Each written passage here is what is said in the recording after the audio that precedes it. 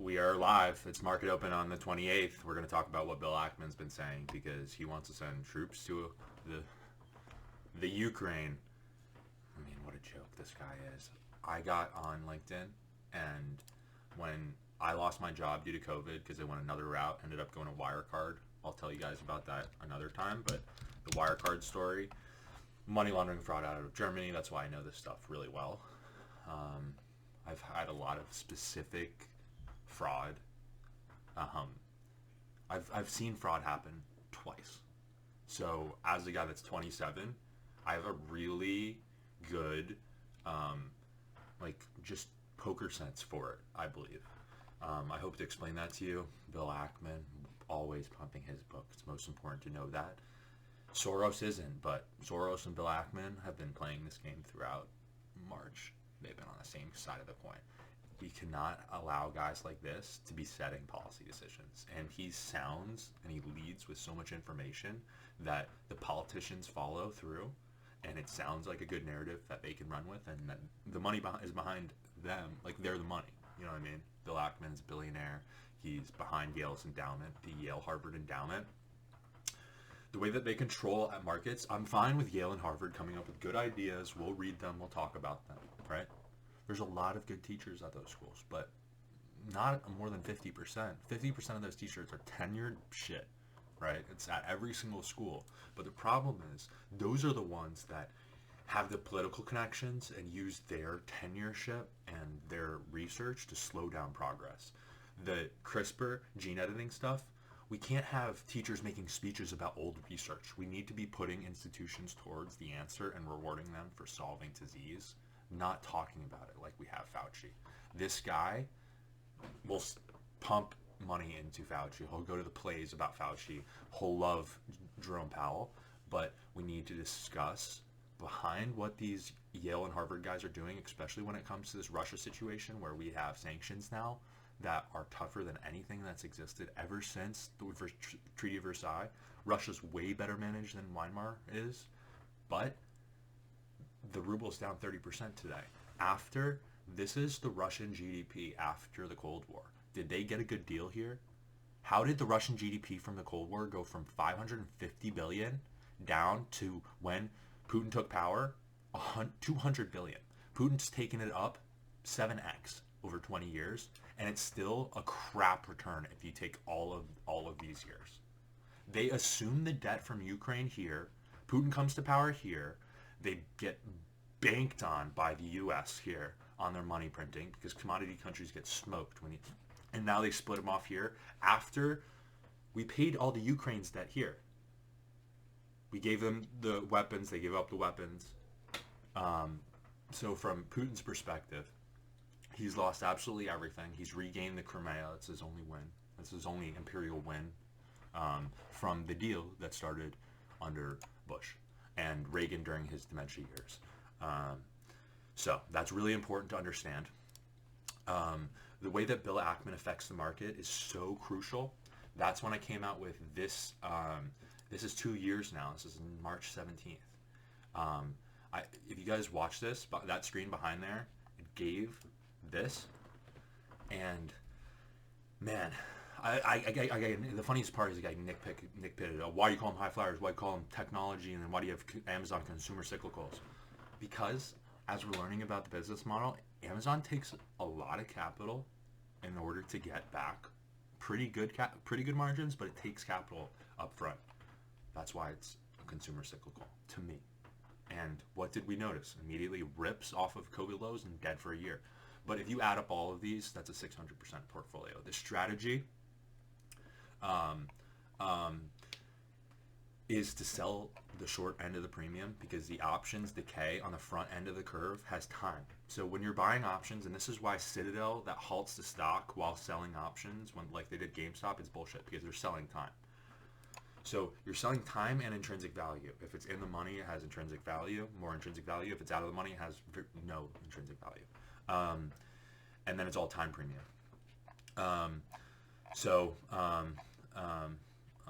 Actually does have some intrinsic value if it's out of the money because you're buying volatility. So volatility, inherently, if you're investing in a risk asset, you're investing in volatility. But the important part to look at here, which I like to do, is your lambda. Figure out how much leverage is and figure out what your break even is. So you want to figure out how much premium you're paying, and if you can make that contract cheaper by selling a 2-week option and you can roll that short-term option. So this is the best option strategy out there. It's a poor man's covered call, essentially. If you don't have enough money, like $50,000, this was my constraint. This is how I'd put it to work in a time period where there's a lot of things that could go wrong. You don't want the full upside of all that 300K of Amazon shares. So it was 200K here, or 20K of Facebook. You only have to spend 1/5 that. So you get 5x leverage on a lot of these things that are at the money or below the money, or they were. And that's what I would be doing exactly the same thing right now, because the way that Citadel and the way that these option sellers are cartels, there's a lot of premium available in the short-term contracts and even the long-term contracts. The problem is that an efficient market would just move better. There would be like an easier way to write off risk. We would have money going towards new ideas better.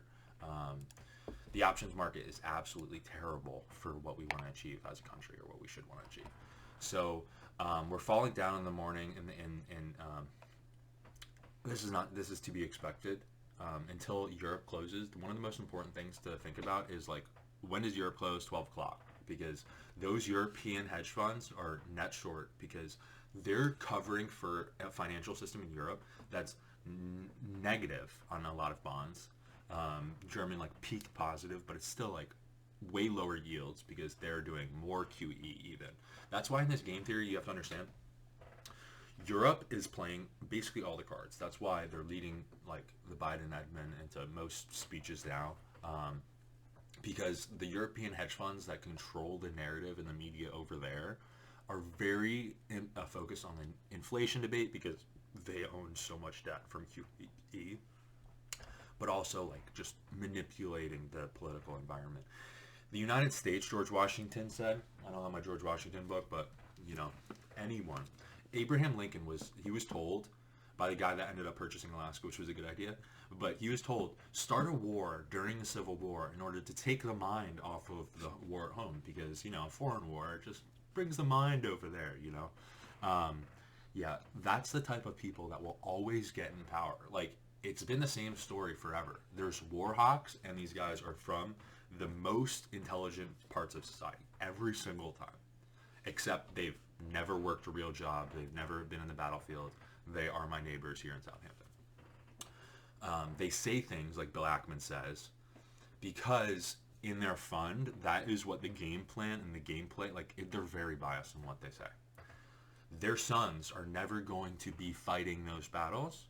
Their sons are going to be profiting off of the volatility because that's what you do. That's what the name of the game is. I hate to joke around with people, but like a lot of what modern capitalism is, with a centralized New York Stock Exchange, everything running through these small points is corruption. Like, it's just corruption. Like the whole idea of it is you want more volatility in order to make more profit, and you want to be able to muscle the market enough to get everyone through, because they don't even like on Wall Street competing amongst each other. They would rather just compete against retail, right?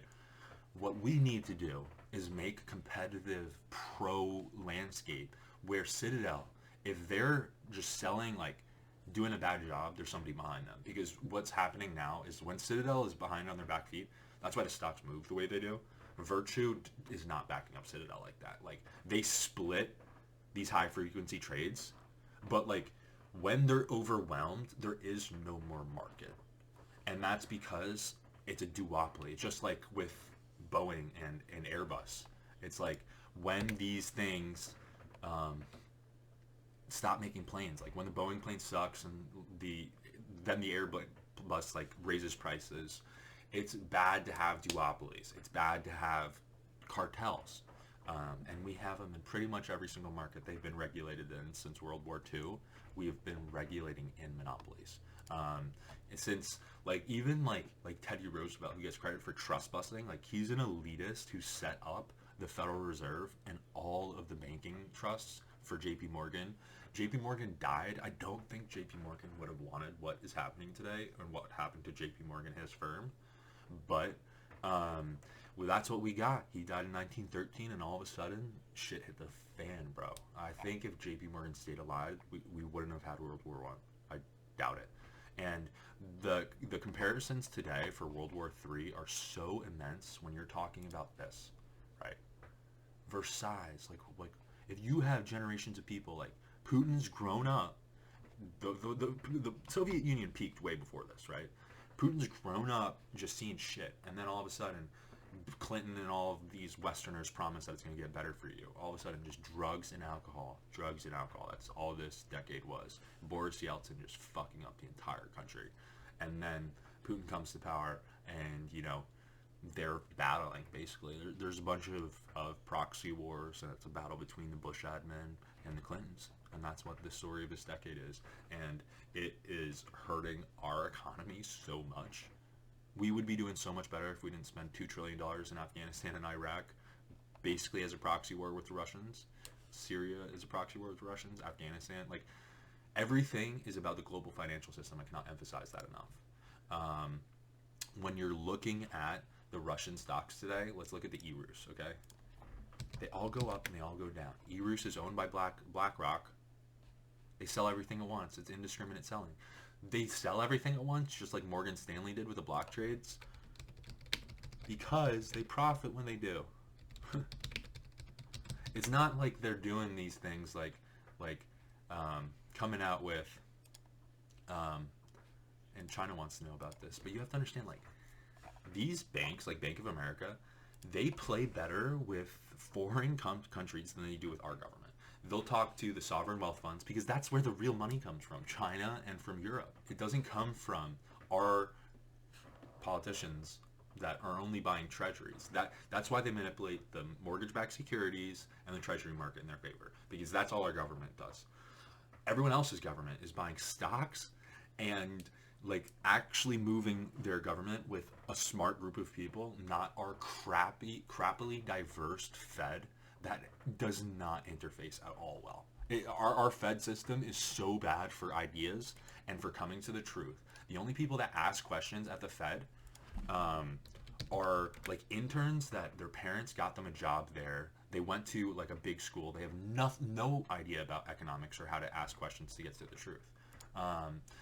If they had an open mic like there was when like Thomas Sowell and like Noam Chomsky were younger, like this guy unfortunately passed away, but like they would have debates. They would talk about these ideas, and I just like yearn for that type of thing. What we've done with technology is we've gone so far away from.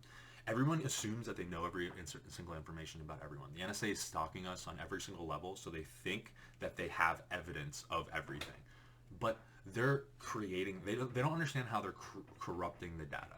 If you put things throughout society, a perceptive person is going to realize the corruption and be like, is this our government corrupting it? Is it a foreign government corrupting it? Is it just money corrupting it? Is it evil corrupting it?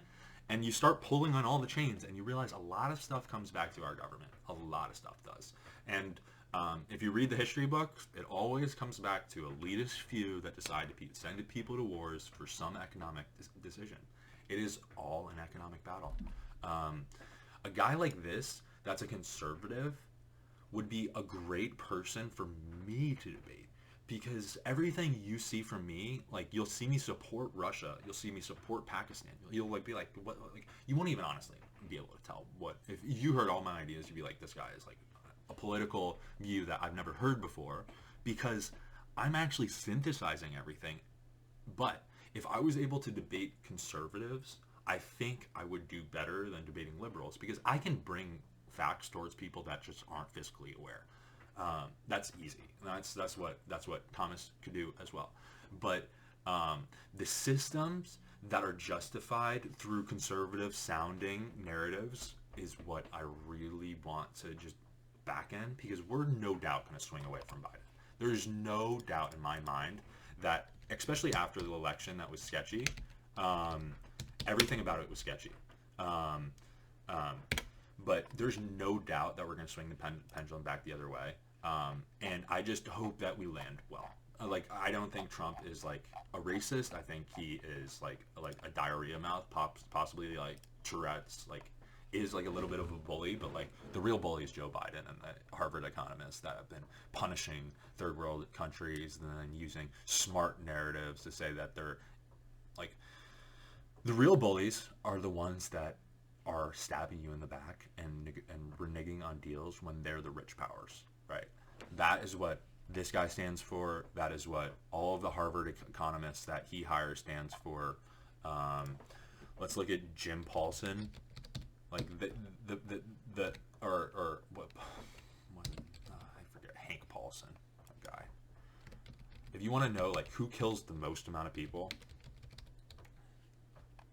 is it really like the generals, or is it the guy that actually funds everything, sets up the bailouts, runs it through Goldman Sachs, sets up the bubble as like during a distraction for the Iraq War, is financing all of this, gearing up the war economy, giving all of his buddies cushy ass jobs in various positions, like he's like, this is what the Tigers do, right? They spot both sides of the political debate, spot both sides of each asset class so that they never lose. And if you just like look into this guy's soul, man, there's so many answers in there. I can't even tell you. Like, Mnuchin's like not an evil dude, but man, if you just fucking knew what this guy knew, it would all make sense. It would all make sense. So that's it. 17 minutes on this podcast. Let me know if there's any questions. Yeah, I mean, I'm hoping to get to a little bit of a better narrative. So the market's open now. What are we ending at in terms of... you see the spread. I like this. But it looks like we're rallying, guys. The tech has everything to do with yields. So if bonds are going to be a safe haven, U.S. bonds, that means that tech's going to be trading well, and it has been. So that's something to look out for. Look at that bounce, right? And we shall see what the SPY does. That's the U.S. stocks, right? That should do well too, right? We play this economic bully ball in order to benefit our economy. Like, we started this whole pretense for war with Russia, and we started sending weapons there. You know, like they're saying that they're not escalating. Like, this is what politicians do, people. Let's get ready.